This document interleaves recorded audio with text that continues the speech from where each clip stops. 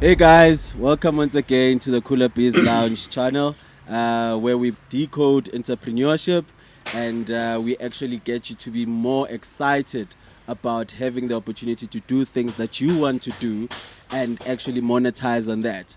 Like normally what my co-host says, that we don't know what your bag is, but what we know is that there's a formula.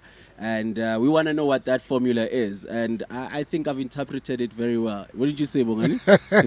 How's it, bud? No, you have, Chip. I'm well. How are you doing? All good. Well, good. I'm Can't fine. complain, man. Chana, you are not late or every day. Today, what happened to you? Hey, today, Chief. No, man. Hey, responsibilities. Friday vibes, Chana. Oh, responsibilities, Chief. Yeah. Responsibilities. I had school. I had Yeah. the work thing. I had the baby thing. Now I have the you baby thing. Yeah. So I had to do babies all across the board. Mm. But yeah, man. And thank you once again, guys, for waiting for me. Yeah. Somebody taught me that you must not say I'm sorry I'm late. Yeah. You must say thank you for waiting for me. That means you acknowledge people's time. Nah, it happens to So everyone. it makes a lot of sense. But Yeah. otherwise, how's things with you, man? No, man. Things are good. I'm okay. I had a better week. Mm-hmm.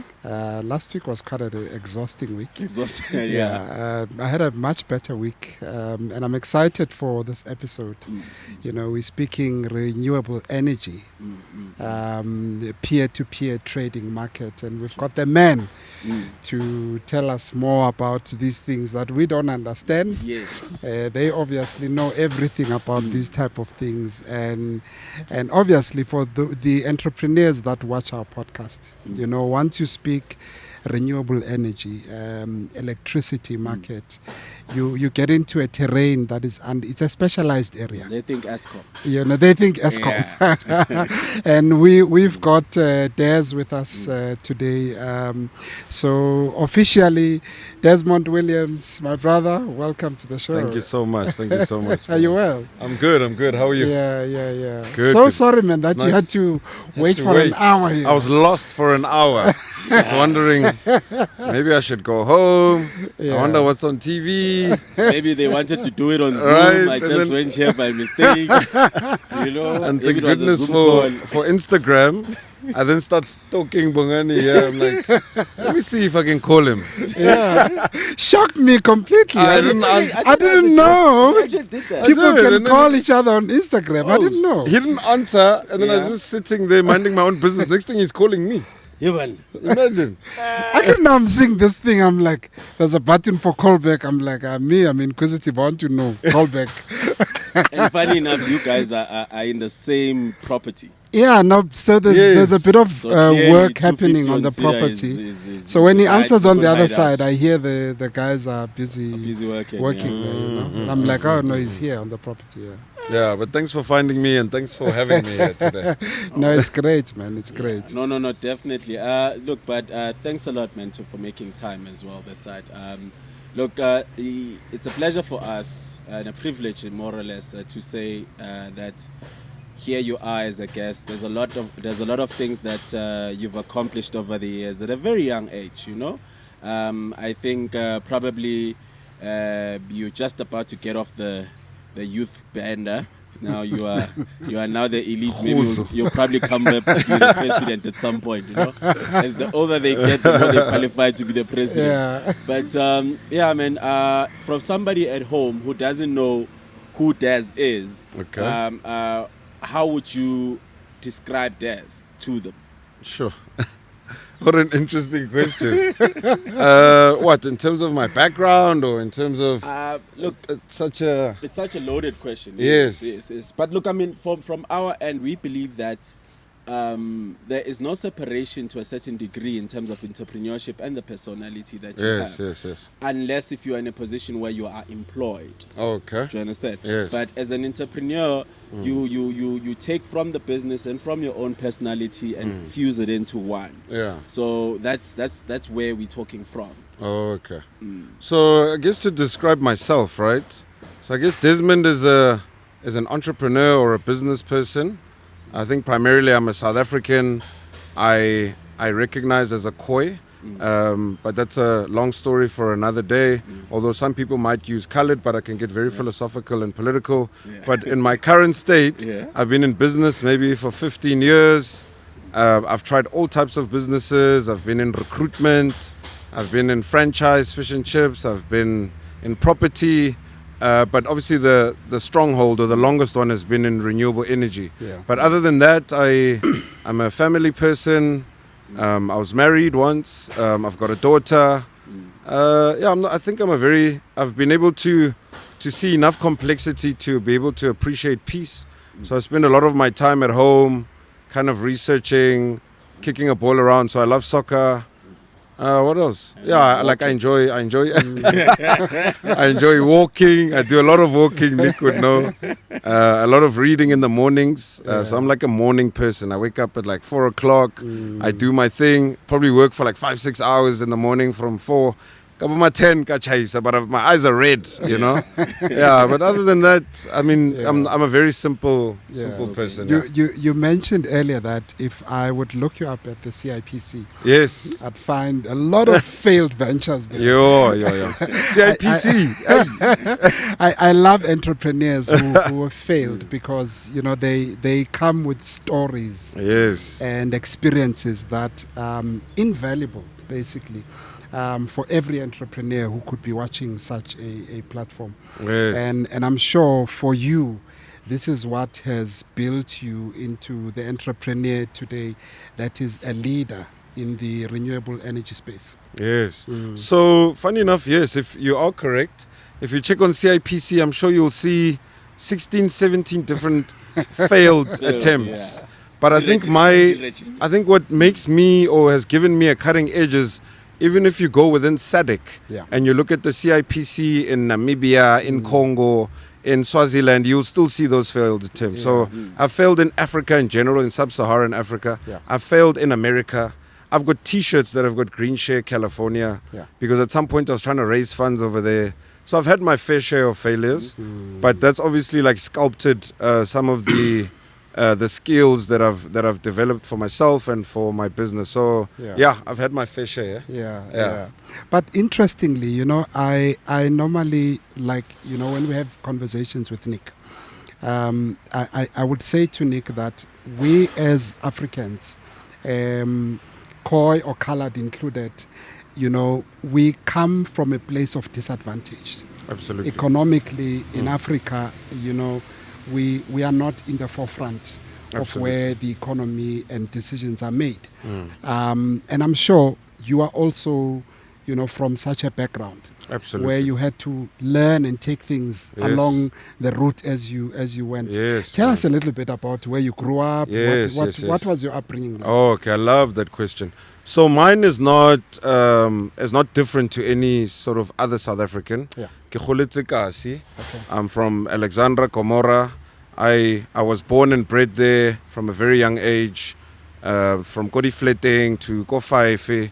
We played soccer, we played after school, we had the key, if only 250 for quarter, you do that. But I think in terms of how it sculpted me, my mom was obviously like a church person. She pushed that I go to soccer, etc. But what I like to say, right, is that for me personally, I didn't have a particular privilege. Although a lot of people look at me and say, wena, I'll say, wena, there's no way. And even when I do go back, I feel like I've almost out-naturrated myself from Kasi, where it's like, it seems like I don't belong there. But let me tell you, so I feel like I'm the product of how, when the government works, you probably might get a product that's similar to me, because my parents worked in the municipality. I'm a NAFSA student. I've gotten grants. I went to government schools, all of that stuff. My sister had to pay black tax with my mom for them to afford a better school for me. So I'm no different to any other South African.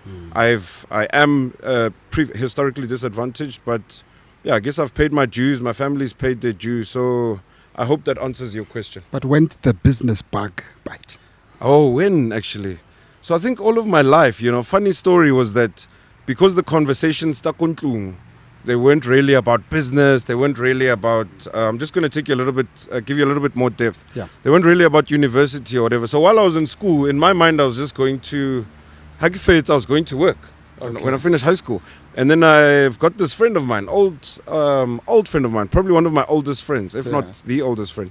In grade 11, he's like, "M52, next year, what are you gonna do?" I'm like, "What do you mean?" He's like, "No, dude. Are you not going to university?" I promise you, I was maybe 17. Those conversations weren't had at home. So then I started looking like, it's like December holidays. He was studying at UCT. He was a year above me. Yeah. December holidays. Now I'm like, university. Now I start looking up. I don't even know what I'm going to study. Anyway, cut a long story short, now I'm in matric. I know about university. I've been through my hardships, my youth hardships. Now I start learning. But that's when I realized that I enjoyed the process of learning. Yes. So, which almost became like the process of project development, right? AKA entrepreneurship. Yeah. So from there, I was like, dude, what are you interested in? I got into university. I went to UJ. You're in the line, those long lines, go Kingsway, you have to pick what you want. The lady in the front of the line is like, "Dude, what do you want to study?" I'm like, I don't know. She's like, "What do you like?" I'm like, I like the process of like just the brain, how it works. She's like, "Okay, psychology," she ticks. She's like, "You need to pick another one." I'm like, "Oh my goodness." She's like, "Okay, philosophy, go. I'm like, "Yes, I'm in university," So studied, and funny enough, I moved like third year. I moved to. I was in love with some chick at the time. I moved to Malaysia, and the business bug actually bit when I got back. Yeah. Before I moved to Malaysia, I sold my car and all that stuff. When I got back, I worked for some company in the green space, 2007, 2008. Yeah. After that, people were like, "Dude, why don't you just do this green thing yourself?" Because where you're working, I think that's where it started. But before then, I actually so I'm starting Greenshare on the side, and I started a small company called DT Placements, where I used to update my status on Facebook. "G'day guys, who wants a job? What. My friends would send me their CVs.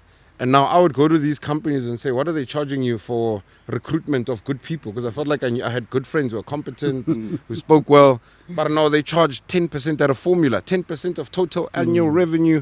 So I'm like, "Give me $1,000. I'll get you people." Yeah. I placed, I placed. $1,000. $1,000. I had no cost. I was at home. My car was fine. $1,000. Yeah, that thing goes a long way. Imagine in a week we place up by 4, by 5. That's $4,000. Yeah. You're sitting at home. I'm sitting at home. Right? And then in the back now there's this green thing. And then the one day, the one guy's like, "Dude, please can you find me an engineer?" I'm like, "Okay." Now, nigga place about to find engineer.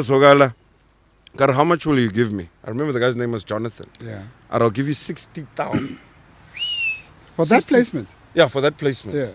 Bruh, when I was quoting him, when you get excited, you don't know those numbers. You're giggling while you putting that quotation. Because you're like, Unbelievable. I place the guy. I recruit him, whatever. I place him. That guy pays the money. And now I don't have a business account or whatever. I was just like website. This DT Placements, I did it under my name. My name's Desmond Temba. Yeah. By half a new girl. Yo, I go to the bank. Bro, the bank was like, ha. Where's this money from? This young black boy. So now I must be calling the guy, bro. Please, can you tell them? Eventually, I got the money, paid for Greenshare website, etc. And that's pretty much the beginning stages of my initial entrepreneurial ventures. And how Greenshare started. Now that 60,000 buy the business card, website, sample products, little panels, light in that time, solar panels. So you can walk in there and put them and say, you see, I can replace this one with that and this and that. So I think that was like the beginning of Greenshare. That was probably about 2008, 2009. In that form. You really took a journey. Hey, right?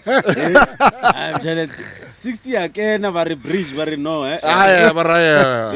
Which one is this one? This is now, and I think I saw as well. Go LinkedIn that actually this week, Greenshare's like the anniversary. 14 years, like 14 years. So it was 14 years anniversary. Jeez, that's a so it's from long time. that 2008, where we were selling lights, I had a friend of mine who had a design company. He did the website. Started very early. I mean, there was a time when, while I was working, I think 2007, 2008, for this company, Eco Boys, they literally, the guy sold me a dream. He's like, he took me on a hill. He's like, look, at night. His name was Mike. And then when I did light, obviously, he's like, imagine you made $10 on every single one. Yo. Yeah, dude, I lost my mind. So no kepelela machita go kasi. I'm like, guys, come. Come, bro, let's make money. Let's push this Let's thing. push. And then I took them to the same hill. I'm like, guys, imagine imagine all of you made 5 rand. No, I'm like, imagine all of you made 5 rand. You know what I mean? Because I know the 5 rand is from Yeah.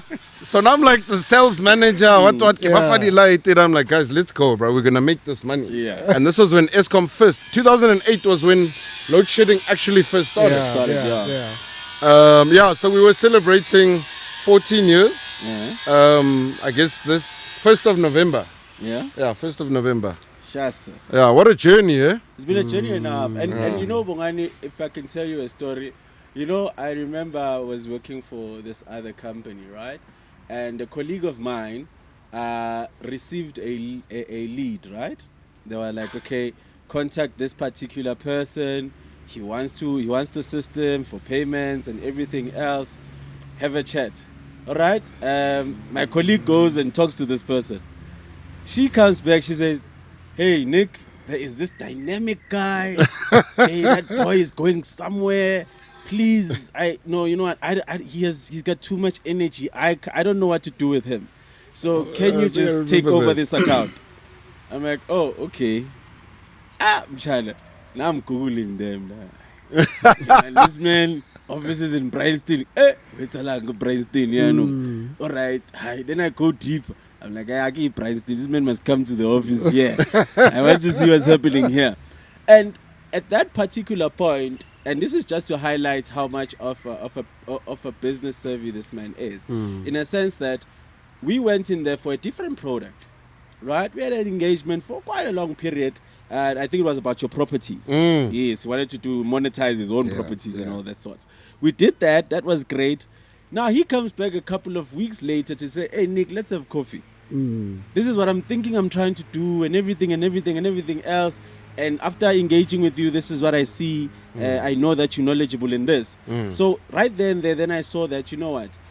Apart from being an entrepreneur, he is able now to identify talents that only now I then realize after hearing this story of him doing recruitment, he's able to identify talent. So that initial meeting, right? Yeah. Because I knew that I wanted to do energy trading. Yeah. So selling of electricity. Yeah. And then I see this thing, I'm like, they basically do what I want to do. Yeah. So let me speak to them and say, whatever you guys have, let me do it. And then that's when I had like that property, let me try and monetize. But what I really wanted to discuss was the back end stuff. Like, how can you guys help me? Because now I can source all this electricity, but how do I turn it into this thing that you've done? So I researched their founding company, which I think is on NASDAQ or whatever.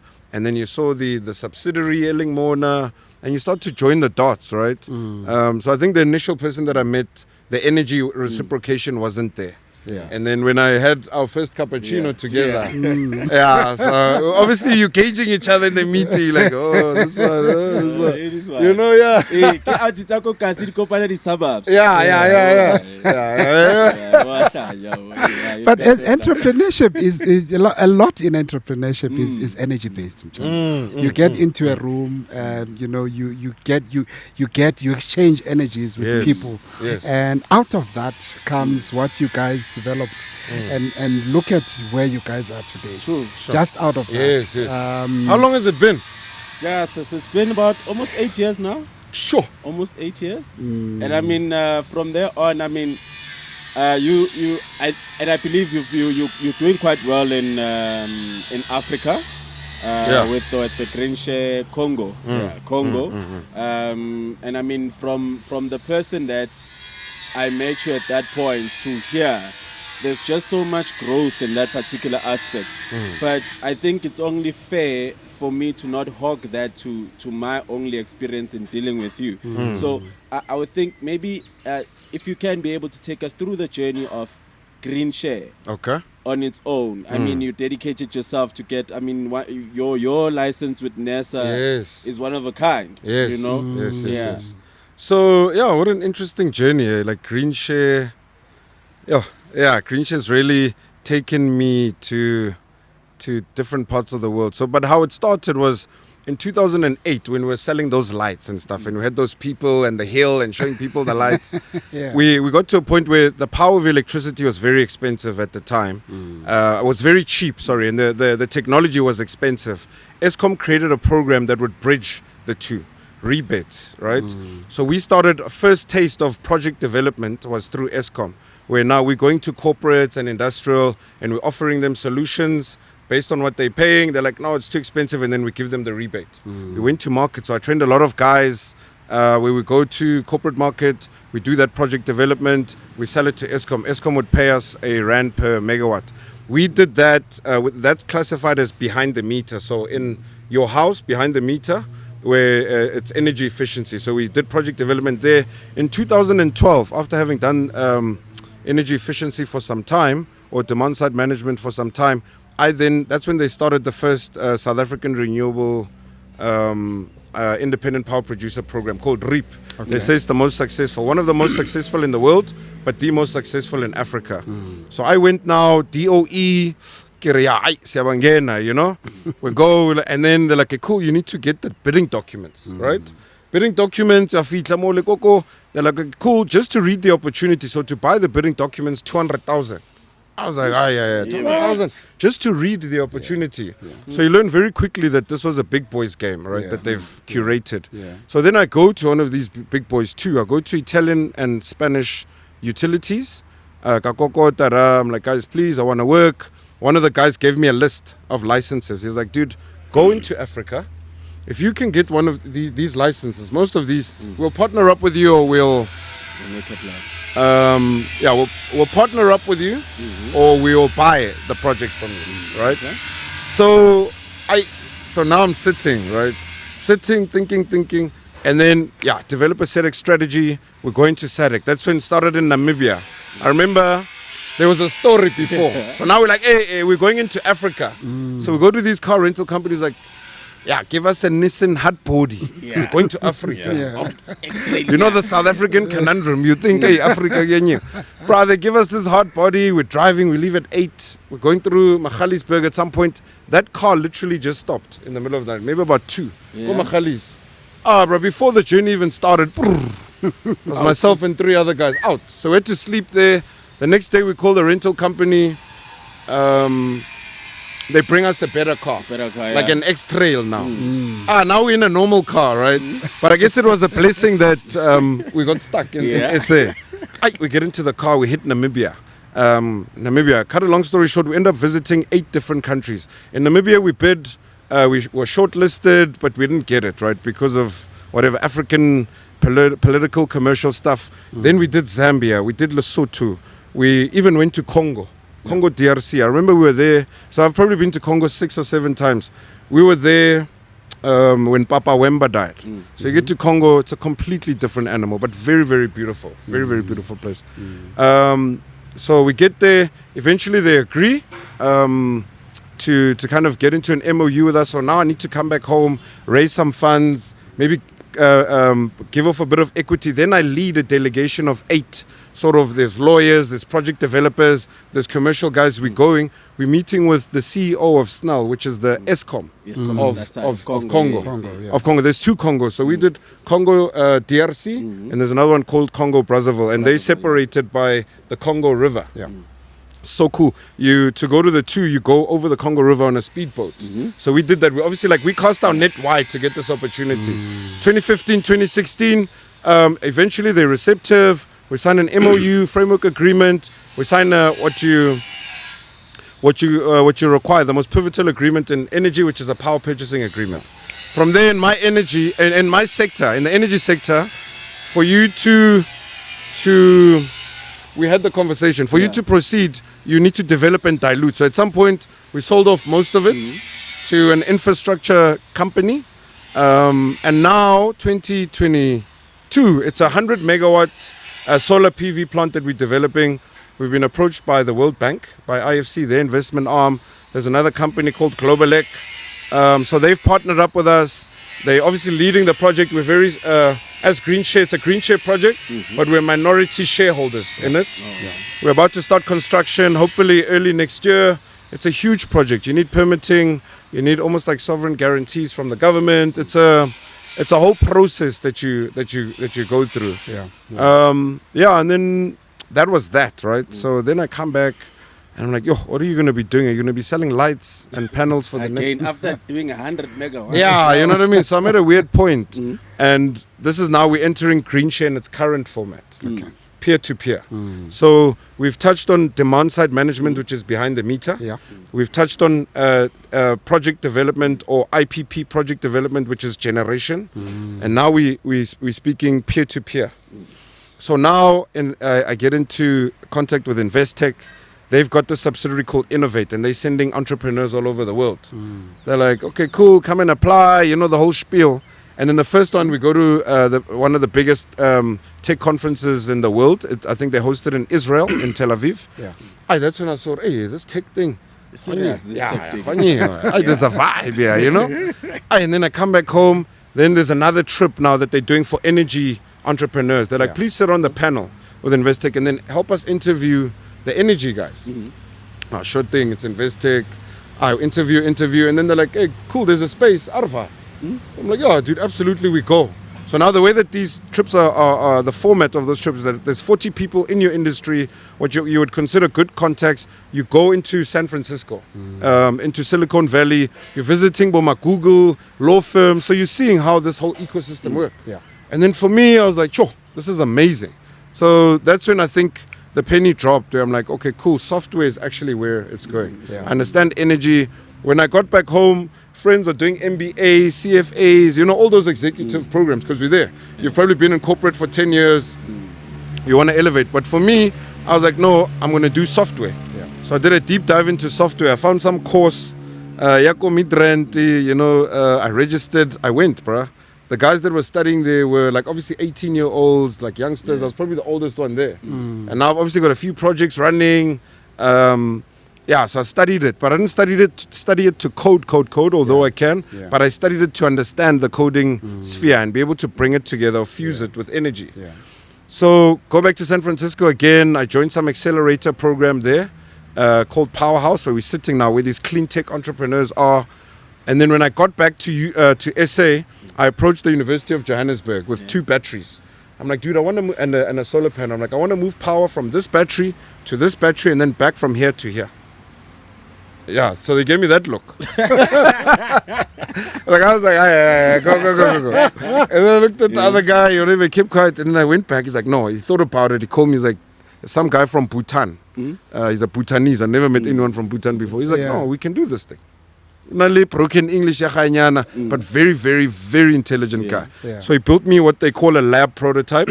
Again, remember what I said to you guys is, I feel like I'm a product of when the system works. He's like, no, apply through TIA. TIA will pay us as the university to build this thing for you. Gives me the application forms, I apply. TIA approver, yabachaf, 50,000. Hey, sharp, now I've got this lab prototype. And then he's like, no, search for novelty. So now I get into the IP space. So novelty, you're seeing if there's newness to what you've invented. We check there. There's novelty. There's newness. So basically it hasn't been done before. So we spec it up and then we register the provisional patent. And then from there I go. And wait, just to add more context. And remember, I'm a product of NEFSAS. NEFSAS, all of that stuff. They've been hounding me. Eventually I was like, dude, just take your money, but I think I owe them like 20 or 30 grand. So now I'm on my journey. I've got a provisional patent. I've got this lab prototype. So I start building all those things in my house. So Shapa is in yoga vibe. So an illegally connected peer-to-peer platform. And then someone's like, dude, do you know that this thing is a heavily regulated space? You can't just do your own thing. I was like, ish. So anyway, I go to the regulator. I'm like, guys, this is what I want to do. They give me an application form. I've been busy with that application form since 2016 or 2017. So I'm a few CPs away, hopefully, from getting the license. It's an energy trading license. And then I get introduced to the innovation hub. And if a lot of people here are in business and they probably got some sort of technology or software related thing, I would encourage them to look up the innovation hub and TIA. They're doing amazing work. Then they say, here's an application form. We see your thing, but like now you need to design the product. Then now I get another grant from them. Free money. Now when the South African system works, remember everything now, it's like it's been built for people that can't, right? But they're trying to help you. Got that. Now I've got my product. I've got my patent. I'm considered an inventor. We're waiting for a license. It's like creating e-wallet, Mara. You don't have a license. Do you know what I mean? So I almost created my own e-wallet, but you need a banking license. So I need an energy trading license. And now, we're at the stage where we've got the product. We're at pre-commercialization stage. So the technology works. So if you've got a solar system at your house, or if he's got a solar system at your house, we can take that power in your battery. So you'll generate. Every day the sun will rise. Nah? It will charge your battery through the solar panel. We will see how much of your power is there. You'll use up half or 20% or whatever the case. Whatever's left, we can sell that for you. So we'll be able to control your system from our control center. Inject it back into the grid and you make money. Wow. You make money. It's like, I don't know, I like to use this example of, imagine, if you've got a car and you're driving and then in the ashtray, the 5 rand, the ponto, all that stuff. Imagine how much of those you've actually wasted. Imagine those compounded with interest and investment. Maybe golf or something. Do you know what I mean? So we've taken the same view with renewable energy. If you don't have the Greenshare system, your energy is like nyungu in the ashtray. Next thing, your kid's going to take it, your wife's going to take it, you're going to give it to somebody, but there's actually value there. The value is. So now we're at pre-commercialization stage. We're about to connect with Eskom. We're about to get our license. And that's where we are in terms of the commercialization stage. And what it is where we are right now in the business is we've borrowed from demand-side management. We've borrowed from the principles of energy generation through our Congo experience, through dealing with municipalities, and we've created a technology. So you get like utility scale, you get microgrid. Ours is what we call a nanogrid technology. So we take the smallest form of whatever component and we aggregate it to try and make a difference in the bigger scheme of things. Wow. And how do you sleep at night? Like, literally, there's just so many things that are going on, and it's great the fact that you acknowledge that this is a big boys game. You understand? And you are coming in. You're also still acknowledging that when the system works, right? We sit with a lot of people, and some of those instances, we also those people that are quickly to say the system doesn't work. The system is rigged for the better people, for the whatever, because we only see it at face value. But to sit with someone that tells us that the system works. I mean, for us, you are probably the second guest who is a recipient of the Innovation Hub, right? We're seeing the great things that Mapula with the Kiddo Kid is Cool is doing. That's Innovation Hub, making sure that Bayaba Plaga, you're always there. I mean, last month you won some stuff at GovTech. Oh, yes. You see. I went to GovTech through the Innovation Hub. I pitched and we won. And wait, don't get me wrong. I'm saying the system has failed. But I'm saying here's a product or a prototype or an example of if maybe people are saying, oh, you're doing okay or you're managing. If the system worked fully and there weren't rotten apples, then you would get more people on, let's say, my side. Yes. Do you know what I mean? But let's acknowledge that there is a problem. There is a problem, yeah. There is a big problem. But if those little ones that slip through the cracks, which maybe I'm considered one of them, I mean, Kinalmachita Kokasi that are still struggling. And our parents were in the same band. Pick and Pay, I mean, maybe I was just lucky. Yeah, sometimes, you know what, there's things that you have no control over, right? We don't get to choose family. We didn't have a part in the decisions that they made. Similar to what we understand right now as parents, that the decisions we make and the risks we take have a domino effect to our kids. Absolutely. Do you understand? If I wake up today and I say to myself, you know what, I'm gonna stop working. I'm gonna stop doing business or anything else like that. I'm just gonna be basic, right? I'm setting the starting line for my kids to be far back than what it could have been if I was operating for my optimal. Yes, Do you I understand? completely agree. So it's very, very important, and I like the fact that you are acknowledging the importance of that there's other people who sacrificed for you to be there. You know, and from a point where we sit and we say, you say, okay, you are khoi, you identify as khoi, although other people call it colored, and that's always a section within the South African space where people tend to overlook. Yes. Right? And we always look at it from a sense that, oh, you had it better. You're lighter skinned and whatever the case may be. So you had it better a bit. You understand? Unlike some of us. You know, but when we sit and we look at the example that we're not saying that Maybe I must explain. Maybe I must explain what I mean and why I feel like that position I take, right? So if you look at most call it like demographics internationally, right? Let me give you the first example of mixed race people in America. Mixed race ends there. Mixed race gives you a junction point. So it's like, oh, I'm mixed race, but my mom is Italian or my dad is Jamaican, whatever. It leads you somewhere, right? Whereas in South Africa, if you considered colored, it kind of forces you to stop thinking beyond that. Right? And colored is also a junction point where it's like, oh, you colored, but what type of colored? Right? And if I can take you back to when the settlers first came in the 1600s, they were the khoi people, they were the what do you call them? There was so let me just say the khoi, and then they were the Ngunis that migrated southwards, and they impregnated our people, and they created a new sort of... They fell in love. They fell in... Who cannot fall in love with Saki Batman? Saki Batman. They fell in love with our people, and if you even look deeper, right, they almost diminished that culture, like to say, this is really... We're going to cut that off because we understand that your heritage, you're the first people, we want to destroy the heritage, and they created this new subculture of colored. But colored now doesn't get us to think, colored, what type of colored am I? Am I a khoi colored? Am I a mixed race colored? Let me look back. Maybe some of the coloreds have got Dutch descendants. But colored for me is too dead end.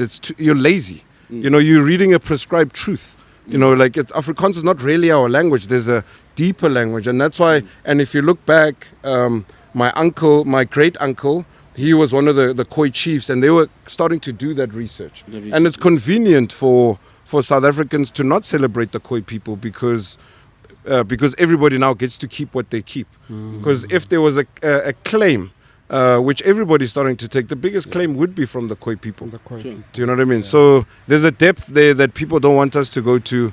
And imagine they're creating this layer to say, this is colored and that's where it ends. What is colored? So essentially, whilst some of us are fighting for the land, you're fetching the land via energy. You monetizing the renewable energy.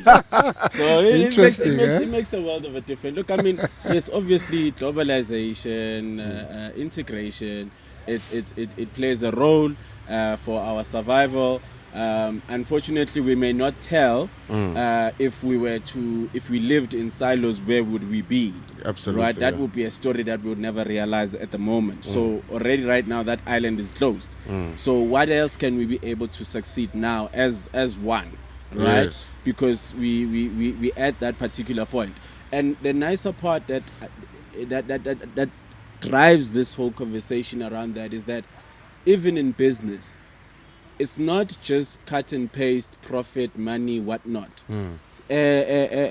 Culture plays a role, right? A huge role. Race plays a role. Gender plays a role.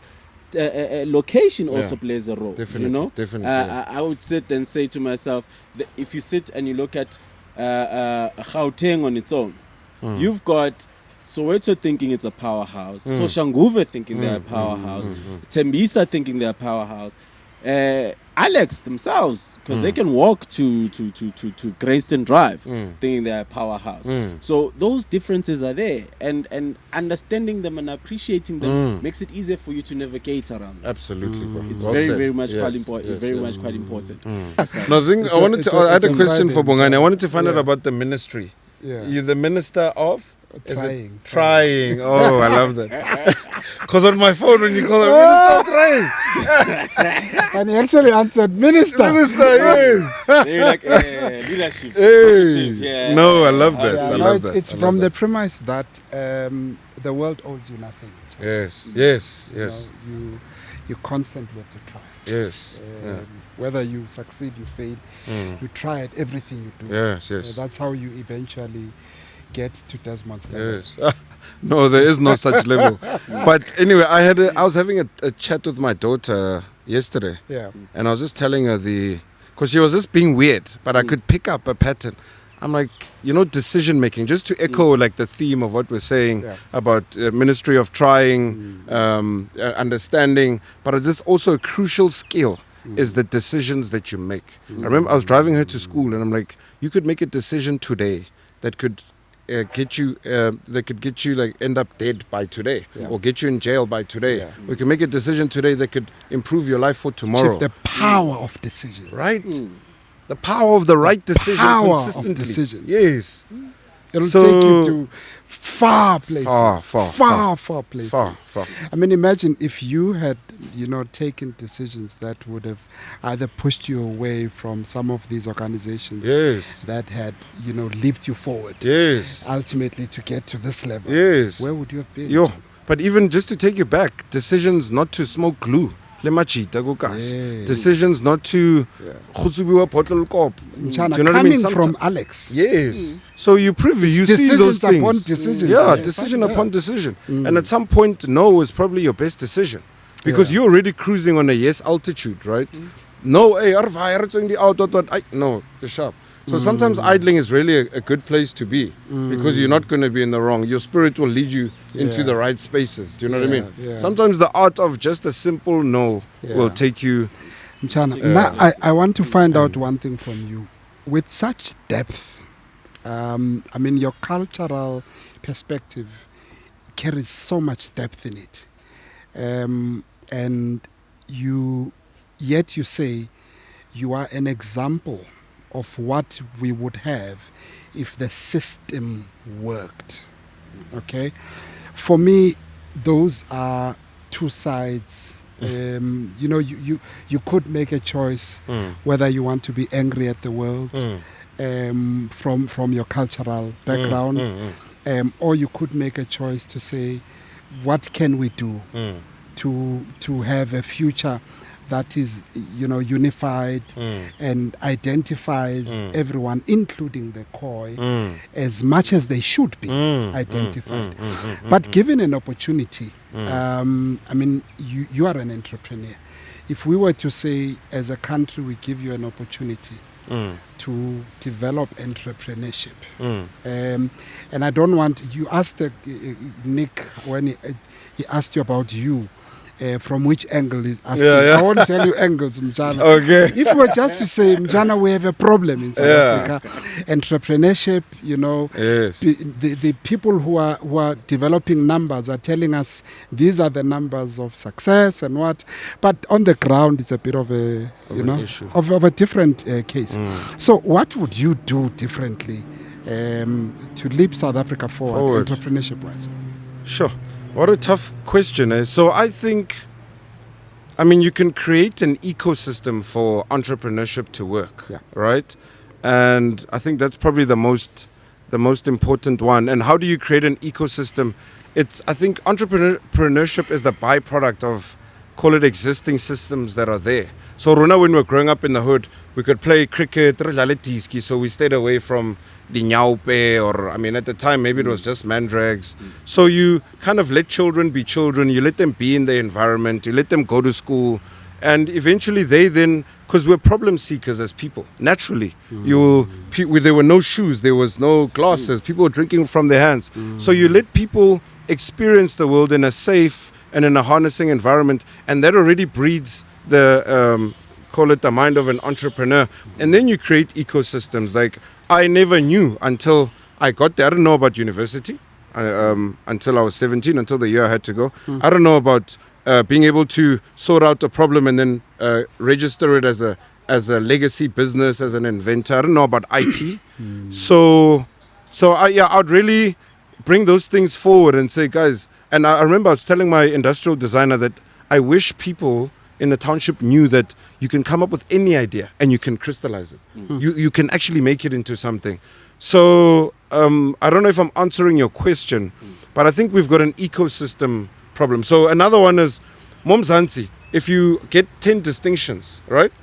Or if you get 8 distinctions, the top 10 companies or the top 50 listed companies are going to take you. They're going to put you in a department. They're going to fly you business class. They're going to give you cappuccino. That's an ecosystem comparison. In San Francisco, their ecosystem is if you've got 5 distinctions, they give you $4 million, they give you a problem, sort it out. Whatever you do, you share that IP with the university, you're gone.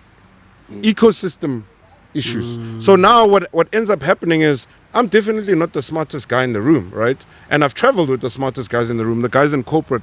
They're flying business class, they're doing all that stuff.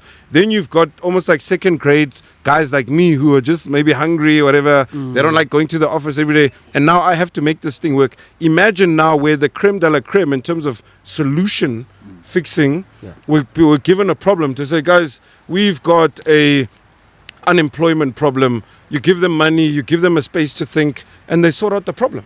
They've proven themselves that they're the best in the country. Rabakai, newspapers, they get trophies and all those things. Why must they be going to go sit in a department? Do you know what I mean? Yeah. That's for me, I think it's an ecosystem thing. And there you need universities working together. You need WOTI, and I think that's starting to develop now. Yeah, but at least I've given some words to your question. I'm not sure if it answered it. No, it does. It does. and I was just thrown. And it makes a lot of sense because, yesterday or day before, Reglo, if I'm not pronouncing it right, they did a township report. And that report, Chief, I tell you, it tells you that in the next 5 years, townships are going to be so self-sufficient. Sufficient is not even funny, right? From the point of technology, e-commerce, right? Delivery, eateries, and production to a certain degree, you know, which is quite a great thing, because you know what, in a community, you want investors to come in and pour either funding or a scarce skill. Yes. Right? Not investors come in, open up a restaurant and hire the only people of their own kind to feed the people here, because that provides a leakage in the system. Provides a leakage. That model is very outdated. That model is very outdated. But now if you're able to say, okay, fine, I need funding, MTN, give me R1 million. If MTN says, okay, I'll give you R1 million and I'll also give you an account manager, right? Who's then going to equip you with all the financial literacy that is needed, right? And you take that, you filter it through to the communities. Do you understand? And that there's no leakage there in that particular end, you know, and it works. It works very well in that particular aspect. And I think places like your innovation hubs, your tiers, your IDCs, your surfers, and so forth, those things are doing quite a lot of great things. And taking it back to the citizens who need it the most, right? Because right now, we grew up in a time in Lokshini where you made sure that whatever you do, you get out of the hood. Yeah. Right? And when you get to where you get to, you then now ask yourself, essentially, why was I getting out of the hood? Because even when I'm out of the hood, I still worry about the hood. Do you understand? It makes it even worse because now I'm outside of the hood.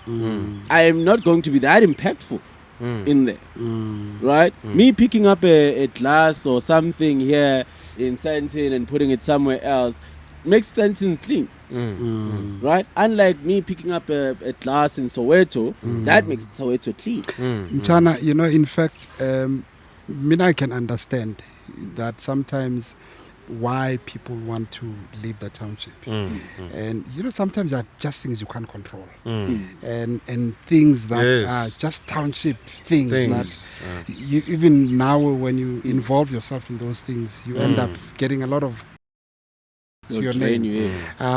But it truthfully, it is a lack of self-love when you leave your own place to go and contribute positively somewhere else. Because had we a system, an ecosystem in the townships of people who love their own place to create a living culture that develops that place, we would have different townships today.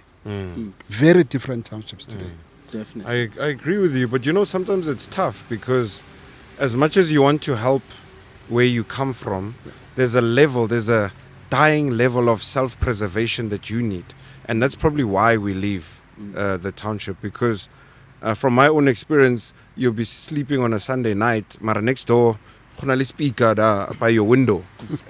Proven you definitely can't go and tell them to turn it down. At some point you taste a little bit of nyugunyana and you're like, if this thing works, so you then put yourself in spaces where you can capitalize and get traction on, can say 100 rand a year. If I really can be in a place where it's quiet and I can focus on that and replicate that energy, that's why we leave. And then maybe once you've got some money, you can then go back.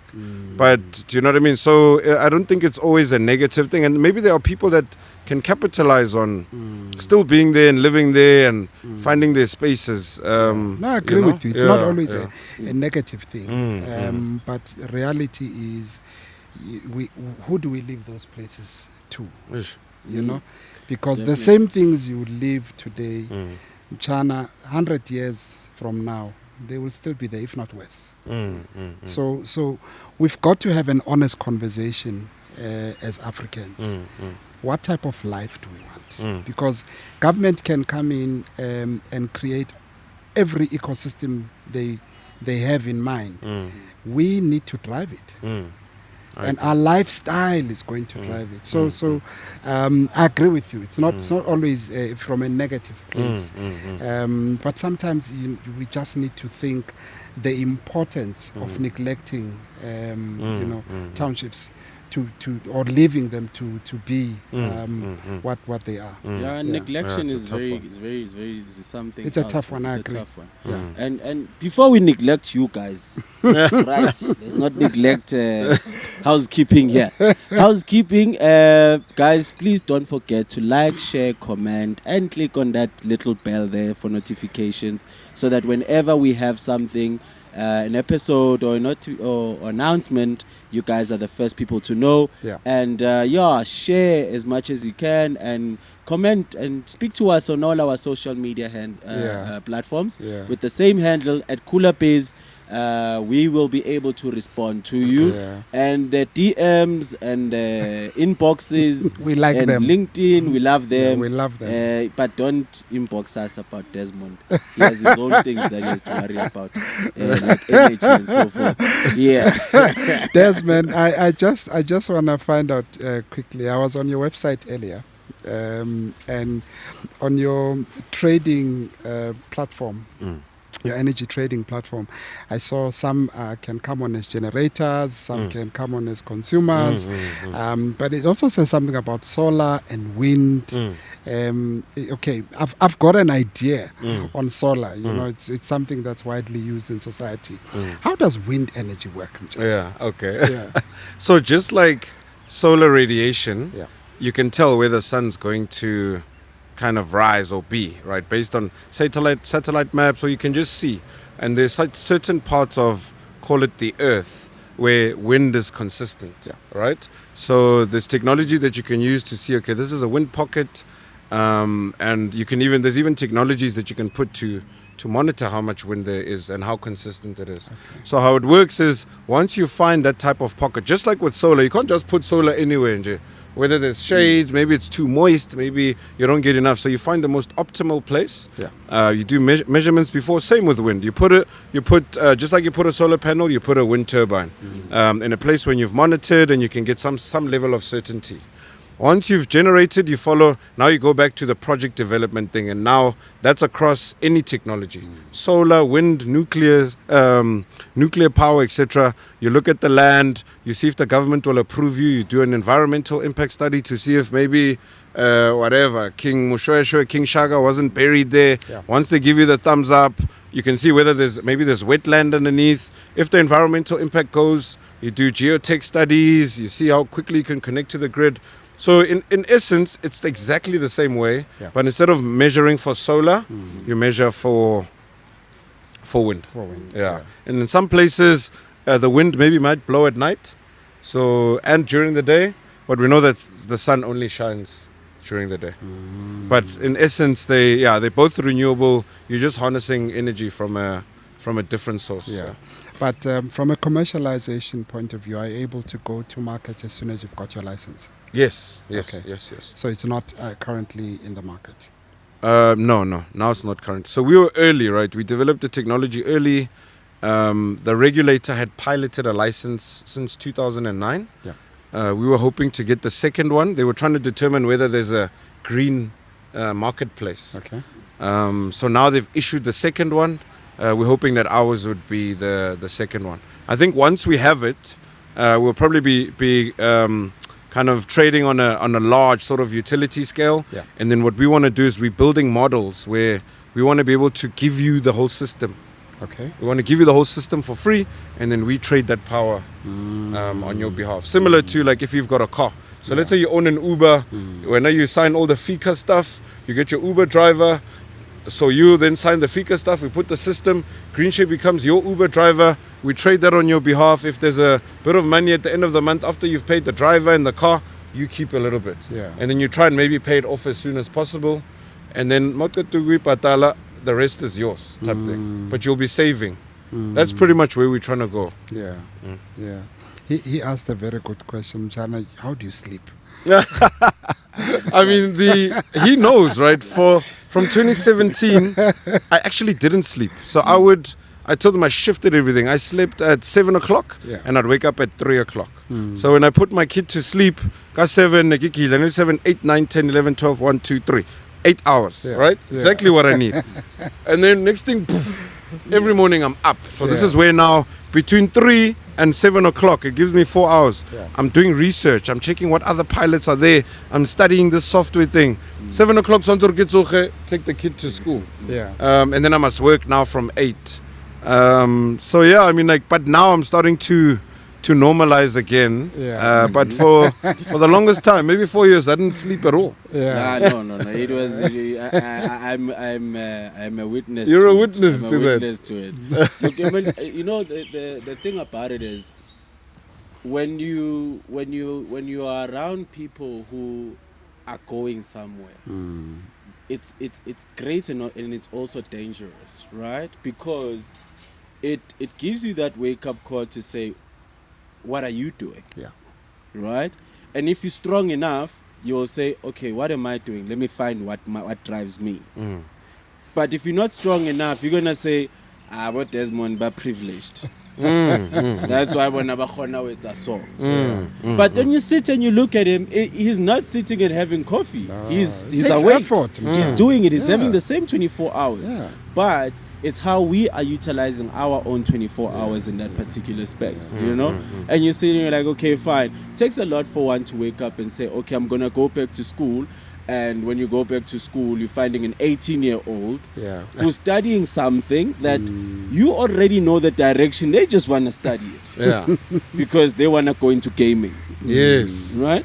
You want to study it because it means something to your business. Do you understand? Yeah. But those are some of the things that interest me to find out from you, Des, to say, what essentially drives you I know, yes, the support system is there, but what I'm reading between the lines is that support finds you while you're already there. In most of your cases, you get there, somebody says there's a grant. Yes. It's always somebody is opening something. You didn't know that it was there. No. So essentially, what I now want to know is, what is it that continuously drives you to say, I want to be that person? Oh, okay. So I think for me, just to sum it up, I just like that curve. You know that curve when you're learning something. Have you ever like just stopped and like almost uzmamele, like when you're figuring something out, that excitement, that rush. Yeah. That's like, for me, that's life, right? Yeah. So whether it's software,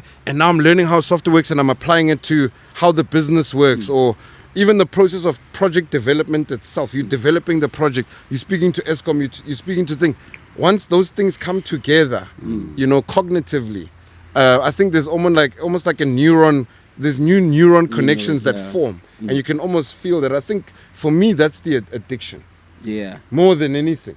Yes. You wake up and you're reading something. I'm sure you get it when you're studying, right? Yeah, no. When you're in a different sort of faculty or subject, and you're like, oh, that moment, that aha, like, yeah. This year has been aha. Right? Oh. Right? Aha. Right? Like, so imagine you can get 10 of those a day. Yeah. It is. The level of acceleration. So for me, I wake up for that. And I know I enjoy that in the morning. My brain now is usually fried, because I'm in 4 o'clock, I'm thinking whether I'm like actually actively reading, or I'm starting to assimilate all the things that I've read. But just to get those aha moments from the morning, I love that. So we should have shot the podcast at 4 a.m. Yeah. No, I was like, can I? should have pushed it. And then Mohan's like, oh, we'll work at your time before you go. Oh, anytime. I'm like, we are very flexible. Chief. We are very flexible. You know, one of the things in our bombs, because there are other situations where we've projected stuff together. I remember one day Des was like, Chief, if these guys can be able to come in, give us like 100 bar, 100 million, Chief. And 100 million, nyatata. Like, Chief, I don't want to be rich. I just want to be comfortable. I want to go to a holiday when I want to go to a holiday.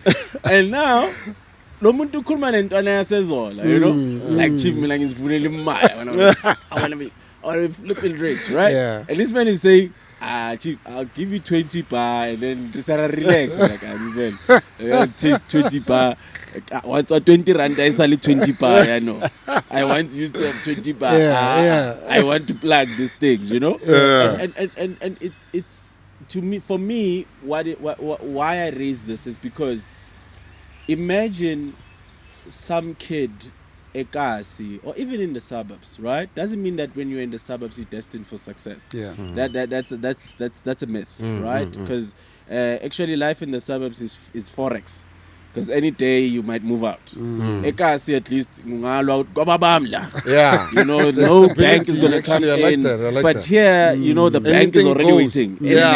Everything is always waiting. Even the gardener will come in and say, but anyway, I see that.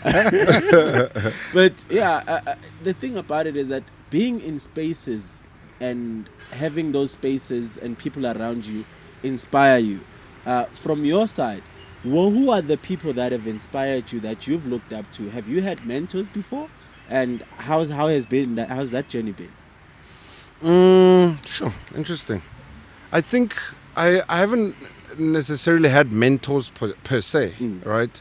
However, I do have good friends, friends that somehow we've like kind of progressed at the same time. And I always used to say to them, I was like, it's so nice to have your friends as your role models, right? So, and they obviously did like very esteemed degrees, my cultural science, my BSc, my this, my that.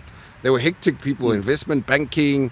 So I say like I would probably borrow some sort of mentorship principles from friends. But I haven't necessarily, to be honest, had a patriarchal or a principal figure that I can say that a I go there mentor. for mentorship Yeah. or whatever. But so then it's just, yeah, I mean, mentorship principles, I think, ultimately come from everywhere, right? Yeah. From Yeah. everywhere, from your kid. I mean, the one time I was trying to do a recording, right, for this Belgian software partnership that we have, our partner in Belgium. They're like, please, can you shoot a video? Tell us about Greenshare. Now I'm shooting takes. I've got the Greenshare banner there. My kid walks in. She's like, and my kid's like got a bit of a following on Instagram, right? yeah. So she does presenting. She looked at me. She's like, mentorship. Dad, your shoulders. Just like relax a little bit. Bro, I followed the instruction. I was managed to shoot that 30-second video. I submitted it. Clean. Do you know what I mean? So Yeah. maybe that's where like mentorship is all around us. Yeah. Do you know what I mean? It's a borrowing of principles from certain people, I guess. Yeah. No, interesting. I want to find out before we close. You're South African. Yes. Born, whole day. bred in The whole day. Alex. All day, every day. But you've obviously worked a lot, in different other countries, Yes. which is given you a lot of experience, global experience. Yes. You understand the South African entrepreneurial context. Yes. Which sectors do you see thriving on the global markets?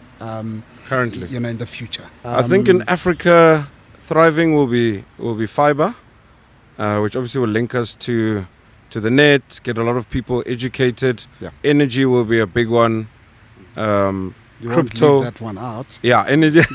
Yeah. But I mean, if you look at the human electricity development index, No, you're right. wherever there's electricity, No, life you're will right, thrive. you're Do you know what I mean? Yeah. So you can't really have any industry. So in Africa, fiber, so data, crypto, energy, and obviously FMCG, just general goods. But those are the four for me, Yeah. the four core elements. Yeah. Yeah, energy, fiber, and fiber I think is the most important one. Do you know that? Like you visit places like Tel Aviv, or if you go to Kuala Lumpur, they've got Tel Aviv Wi-Fi, right? We speak of free education. Free education is equal to free Wi-Fi. Yeah. Just give us free Wi-Fi in the country. Leave all these events and this and that and whatever, and people can like self-educate. Yes. People can learn to make bombs, nuclear bombs. People can speak different languages. You go to Sao Paulo, Brazil, you speak to somebody like, I taught myself on YouTube. Why can't we just get free education, put fiber kokas everywhere? Dude, trust me, like you educate people, you're gonna see. You're gonna see. Do you know what I mean? So Yeah. and internationally I think crypto, but everybody's gonna at some point in the next sort of 10 years, everybody's gonna look into Africa. It's Yeah. already starting. People are already coming for started our already, infrastructure. China. Yeah. The Chinese are looking here. They're gonna try datafy Africa, so they're gonna steal our data. Yeah. So the quicker that we can strap up in terms of owning our infrastructure, which is energy, owning our internet, which is our fiber lines, the sooner we can have some real sort of clout and Yeah. power, I think. Yesterday, Pick and Pay flighted the first purchases of on crypto. Oh, you People see. started to buy groceries on crypto. Yes, yes. Crypto Oh, wow. wallets, yeah. Yeah, crypto's a big So one. It's a big one. I mean, and I mean, you know for a fact, there was conversations where people would talk about blockchain. Yeah. What's blockchain? You know, did I tell you my story of Bitcoin? No. Yo, so I invested into Bitcoin. So, you're trying to check if it's a scam or what. I think if I give my 20 tau. Yeah. Right? 20 tau ya do lada. And then I'm traveling now. I was in Dubai, I remember. I get there, get check out, and I did it through. Sorry, I know they're not paying you guys.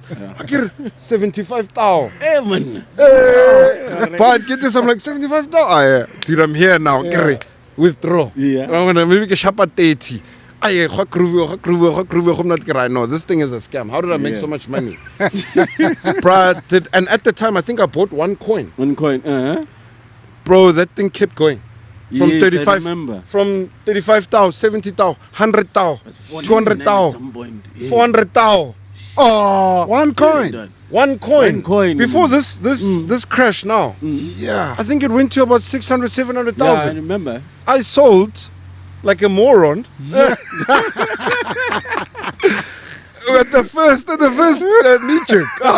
Guys. Yeah. Bitcoin, your people are crying. Yo, hey, people have made some good money there. So I think crypto is definitely one to keep an eye on. Yeah. If you do have some cash, just throw in one coin, those small ones. And Yeah. the best way to learn is if you're vested, right? No, So it will force definitely. you to just keep an eye there. Yeah. Somehow you'll start to understand the economics and You'll stuff get the like hang that. of it. You'll get the hang of it. Yeah, I mean, we actually saw when we were growing up, but we were watching those soapies with people waking up in the morning with a cup of coffee and reading the newspaper, now checking the forex and how the Exchange shares rate. are going and all those things. Yes. And now, had we understood it from there, but we didn't, but we saw it as a luxury, a leisure thing, right?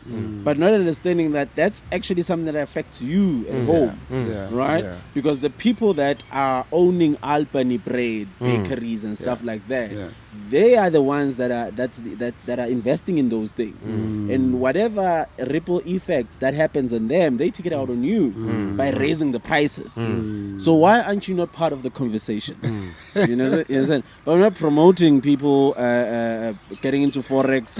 Be responsible. Call a broker or anything. We're not. Yeah. You know, Yeah, we're no, not. it's We're important. not expecting. Chief, we're closing now. Awesome. You know, we had a guest last week, Okay. Andrew Katzwinkel from Layup. From Layup. Technologies. Oh, okay. And he reminded us of a podcast, Diary of a CEO, by Oh, Steve, yes. Steve Bartlett. I do dabble. And, yeah, Yes. apparently there's a question that is left by one guest for the next guest, Okay. something like that. Okay. So we forced him to leave a question for you. Oh, for me? Oh, yes. Oh, wow. But he doesn't even know me. He doesn't need to. Oh, he doesn't need to. He doesn't need to. Oh, wow. Like you don't even know who's coming there. Oh, my goodness. No, don't worry. We won't force you to leave a question for the next one. We Okay. just want you to answer your This question. one. Okay. Yeah. Okay. So his question was, if you could change anything, would you do it again? Oh, So maybe let's look at your journey yeah. from, say, when you were 17, when the Yes. guy said to you, "Hey, dude, are you not going to varsity?" Yeah. Obviously, your life from that point to where you are today. Yeah. If you could change anything, I mean, Yeah. I mean, there's the stereotypical cliche answer of, you know, my experience, yada, yada, yada. But I think where I can answer that question is not necessarily, right? Because there are some experiences that come that maybe might leave a bad taste in your mouth. But when you look back, you're like, this actually served me, right? So for me to get to this point, right, I was married probably about almost 4 years ago now. And for me, to get married, I probably honed in to say I'm going to use my marriage to leverage so that I can build my business. Okay. I'm in a space where it's chilled. And so what's happened is within the 4 years, I was so focused on the business that to some extent the marriage didn't really. So I'm at the tail end of a divorce now. So how to now circle it back to your question? Would I change anything? No, because I'm at the point where I'm starting to realize my dreams. But unfortunately, certain things had to get thrown off the Titanic. Do you know what I mean? Would I, if I have to throw off my best TV off the Titanic to survive? Do you know what I mean? I love the TV. Love the TV. Yeah, true. But you know what I mean? But it's progressed me forward. I hope that can answer the question. So I wouldn't necessarily change anything. Because even the bitter ultimately becomes quite sweet. Yeah. Definitely. So that's my answer to Andrew. Well, Andrew, I know he'll be watching this episode. He can make a comment and just give you know, what he thinks of your answer. Okay. You want to leave a question as well, or you don't want to leave it? Do I have to give the question now? I'm trying to. This This is not Diary of the CEO. Oh, You leave it when you are there, Mchana. it's too much on the spot, and I know that. on the spot. I can text it, or should I really think about it? Relax. Oh, okay, We'll text it some other time. Look, first and foremost, man, I would like to thank you for making time. You know, it's. I know that you are self-employed, meaning that if you don't do anything, nothing moves. Yeah. You know, and taking up some time to be here with us. also, not only monetary, but it also affects elsewhere. But we know that what you've done here is no difference to paying it forward for somebody who's sitting somewhere and is listening to every time at SABC they say Eskom has approved for IPPs to be what and they don't understand who's IPP. Now they actually can identify that there is a guy called Desmond who owns an IPP. So it's not really just a big boy thing that there's a barrier to it. There are our brothers there that are participating in the energy space, that are saying that we are able to take the burden off Eskom. We can be able to create other alternative energies to assist the country and make these things happen. Like you said earlier on, where there's electricity, the community thrives. If you're able to give us the power, the kids at home don't have to study through a candle and then later on the shack burns. Right? Now, when you're providing that power, they continue to do their homeworks and all the sorts. So for that, man, we want to commend you. And being in the space with such greatness is quite a privilege, man. Yes, thank you so much. Thank you for having me. But I also just wanted to say to you guys personally, we're literally on the brink of a revolution or an evolution. Even my industry is moving from central point to decentralization, right? Where there's decentralized generation, even with your guys' industry. So I commend you guys equally back, if not more, for leading this. We're moving from decentralized broadcasting from centralized broadcasting to decentralized. And they actually call it narrowcasting because you have such a narrow industry, but people don't understand the power of digital assets, right? They will never expire. They will be online. You will monetize off this asset 15, 20 years down the line. So I commend you guys. If there were a lot more of these guys behind the camera, sound guys, these productions grow. We get good quality because we're thirsty for good content that speaks to us, and we're in the age where we can find it, we can search for it by name. So I think you guys are doing a great thing. You're serving a market that's hungry. Eventually we are going to get what we want, which is free internet. People are going to be hungry for this type of content. Congratulations, well done, and you guys must persevere. And I wish you guys all the best as well. Thank you so much for having me. Thank you. We appreciate it. And how can people get a hold of you or Greenshare? I think probably the best place is probably Instagram for now. Like we're on the brink of probably doing some PR, but you can check out Greenshare SA on Instagram, or just me, Desmond Williams, on Instagram. That's okay. And once again, we are going to be hosting a Cooler Bears breakfast session, right? Where we're going to be inviting the youth and some aspiring entrepreneurs, right? And obviously we want to pay it forward, because we don't want to just make it a circle, an ecosystem of ours, right? There's people that are getting more and more and more interested in these things, and they feel that they want to have access to that. And obviously what we want to do is that having the likes of you guys coming in on board and all those sorts, we want to thank you, because we wouldn't have made this decision if you guys didn't take our calls and said, yes, we're going to come and see you guys and you guys can interview us and all that stuff. So we want to thank you that we are able to now to do those things, and pay to the communities, and that's something for to be noted on. Yeah, guys, the breakfast is happening. I'm signing out here. My host, Chief. No, guys, thank you so much for watching. We'll see you guys next week Friday with another banging episode, and hopefully, did you leave a question or not, Mchana? You didn't. No, I didn't leave a question. Okay, goodbye, guys. Thank you. All right, I know. Say Shahil. Oh, I'll test it. Yo, that was like, my brain's just going crazy. What question do I even ask? I was very random